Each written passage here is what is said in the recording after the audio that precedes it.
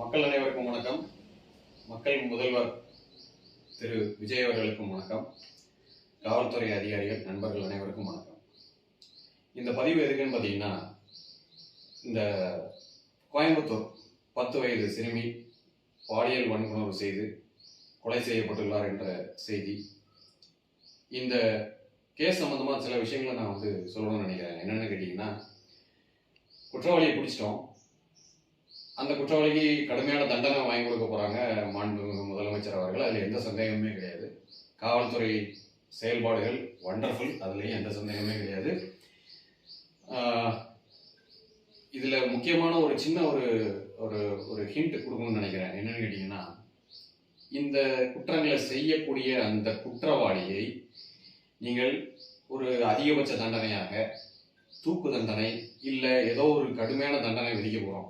Right, அது நல்ல விஷயம், வரவேற்கக்கூடிய விஷயம். அப்போ தான் இந்த விஷயம் மறுபடியும் நடக்காது. நான் ஏற்கனவே ஒரு பதிவில் சொல்லியிருக்கேன், இந்த மாதிரியான பெண்களுக்கு எதிரான, பெண் குழந்தைகளுக்கு எதிரான இந்த வன்முறைகள் நடப்பது தடுக்கப்பட வேண்டும் என்றால் அதிகபட்ச தண்டனையாக மரண தண்டனை விதிக்கப்பட வேண்டும் என்றதை நான் ஒரு கோரிக்கையாக இதுக்கு முந்தின பதிவில் நான் வச்சிருக்கேன்.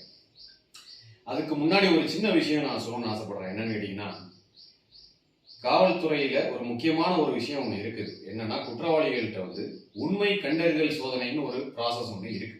இந்த உண்மை கண்டறிதல் சோதனையை செய்யும் பட்சத்தில் என்ன கிடைக்கும்னு கேட்டீங்கன்னா, உண்மையாவே இந்த குற்றவாளி அவனே மிருகத்தனமா நடந்து இந்த மாதிரி மாட்டிக்கிட்டு தண்டனை அனுபவிக்க போறானா, இல்ல ஏதாவது ஒரு ஆளுமையான சக்தியுடைய தூண்டுதலின் பேர்ல இதை செஞ்சிருக்கானா அப்படிங்கிற நமக்கு சில துப்புகள் கிடைக்கும்.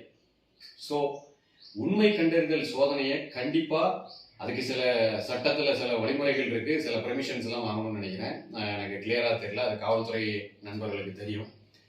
அந்த ப்ரொசீஜரை பண்ணி அந்த பெர்மிஷனை வாங்கி உண்மை கண்டறிதல் சோதனையை பண்ணினீங்கன்னா நிச்சயமாக இந்த குற்றவாளிகளை யாராவது சப்போஸ் தூண்டி யாருடைய உத்தரவின் பேரில் ஏதாவது ஒரு ஆளுமை, கெட்ட சக்திகளுடைய ஆளுமையினால, அவங்களுடைய தூண்டுதலினால இது நடந்துகிட்டு இருக்கா?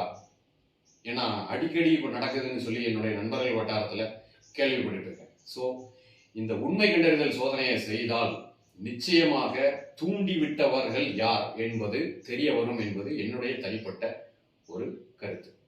ஸோ இதை தயவு செய்து மாண்புமிகு முதலமைச்சர் அவர்கள்